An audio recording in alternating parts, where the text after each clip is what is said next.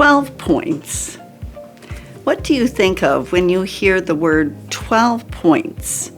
Now, for some people, they immediately think of maybe a favorite sports team who just won the tournament by 12 points. But if you're an AHOA member, 12 points means something very different. What does 12 points mean? It means the 12 points of fair franchising. It means an opportunity for you to run your business in a way that is fair so that you can serve your guests, you can be there for your employees, you can support your families, support your communities. That's what the 12 points of fair franchising means to AHOA. So let's look at what each of these 12 points, what they mean for you, what they mean for your hotels, and what they mean for your business. Because this is an educational primer for our members, and that's why we're here to do this series of educational webinars. So with that, let's start with the very first one. The 12 points, an educational primer. You can find this on AHOA.com. And let's look at what the first few pages of this primer provide. So starting off, it talks about that AHOA recently released its updated 12 points of fair franchising. For many reasons, AHOA, to keep up to date with what's going on in the industry, what's going on with your respective franchises, has continued to make an effort to revise it to ensure that they are current and they can provide the most educational value. And in here, you can even there's a section on how to use the 12 points. Again, it's a reminder that it is an educational primer to help ensure that all parties consider the major areas of their franchise agreements, serving as a best-in-class approach. Now, the reader of these 12 points of fair franchising should use his or her own experts to make sure that they understand the terms of their respective franchise agreements. As we've always said, AHOA strongly encourages you to read through it and/or to hire the necessary experts to assist you with this. And a final point before we get into each of the individual points is that good faith is the core of every franchise agreement. And there is something called the restatement second of contracts, which is a legal term. Every contract imposes upon each party a duty of good faith and fair dealing in its performance and enforcement. It's important for you to understand the underlying obligation in every agreement is to work in good faith with your franchisor and vice versa, that they must work in good faith with you as well. I should mention too that our goal in the end with these 12 points of fair franchising is to go from victory to victory in the battle for fairness in the industry. And before I start, let me just share with you a story. So many years ago, when I was working with AHOA, I was sitting at my desk in the office, and one day I received a phone call. And I could tell it was an elderly gentleman on the phone. He explained that he was an AHOA member, and he said he had been struggling financially. He was unable to do the necessary renovations to the hotel that the franchisor was requiring. He could not even keep up with the brand standards. He had planned to retire many years before, but he couldn't afford to do so.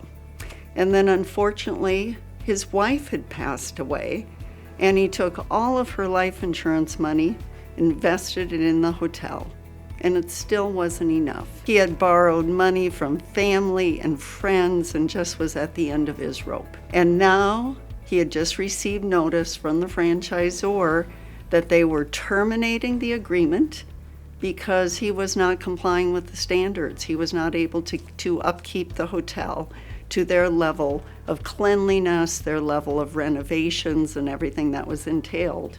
And on top of that, he had received a letter that now he owed liquidated damages because of the early termination in an amount of more than $150,000.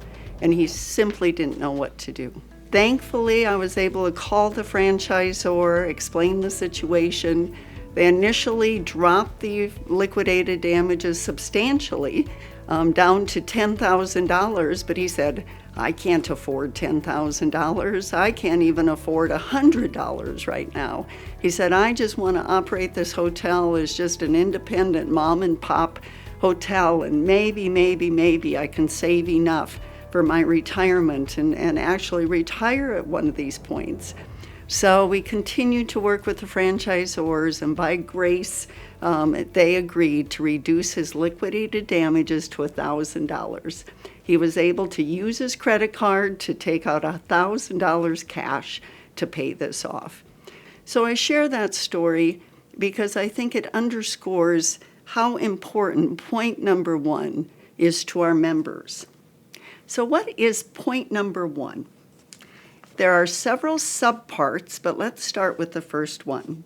Voluntary buyout or involuntary termination and liquidated damages. As many of you in the hotel industry know, this is a key provision in your franchise agreements. So, as we explain in point number 1, the first subpart, many franchise agreements provide that liquidated damages will be calculated based on one of the following formulas.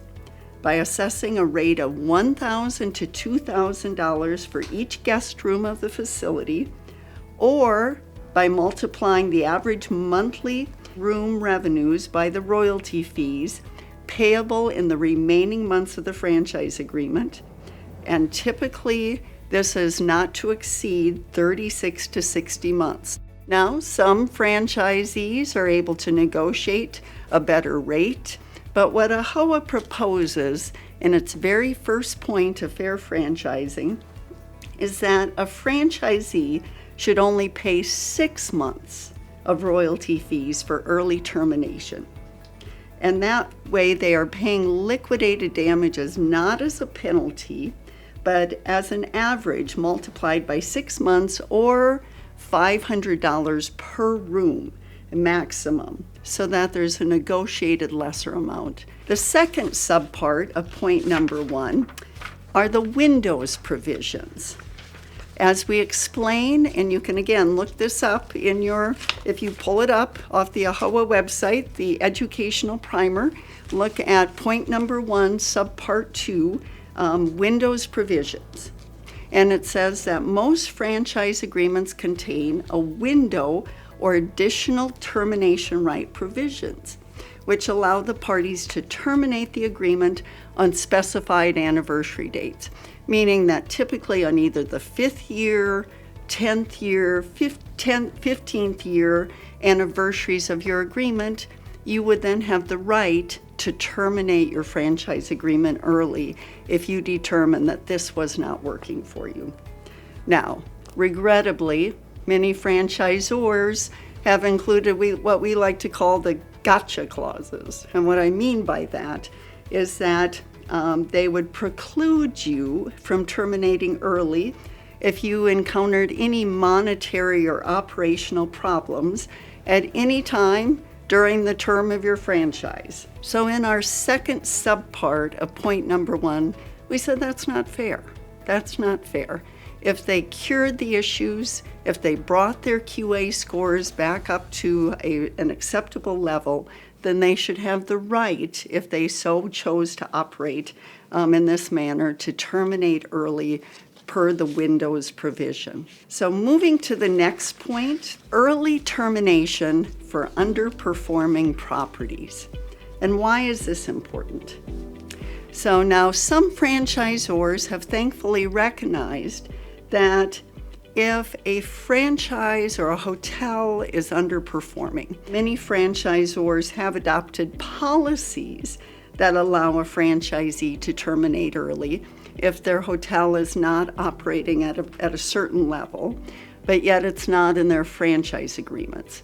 So while there might be a policy, you would have no contractual rights to take advantage of that. So we strongly encourage the franchisors, in a spirit of fairness, good faith, and fair dealing, to put that into the franchise agreement so there's a contractual right if your hotel is underperforming. And I would encourage you again, educate yourself about what's in your agreement so that you can then talk to your franchisor and ask them questions and review your terms and determine if that is what is in your agreement, or at least if they have a policy and what that policy provides. And the last subpart of point number 1 is early termination by a franchisor and franchisee termination rights. And what we provide here is that no franchisor may terminate a franchise agreement prior to the expiration of its term, except for good cause. And good cause, as we've defined in this point, shall be limited to the franchisee's failure to substantially comply with the agreement's requirements.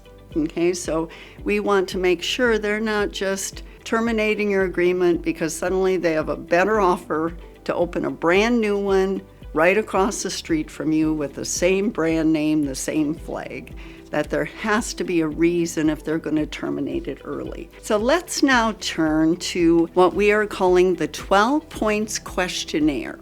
And you can find this again on AHOA.com. AHOA prepared this to actually send it to the franchisors to ask them to do a self-assessment of how they are in compliance with the 12 Points Questionnaire. Read it, educate yourself, especially if you're working with a team of experts as you're making your next decision on which franchisor you are going to sign with for your upcoming hotel deals.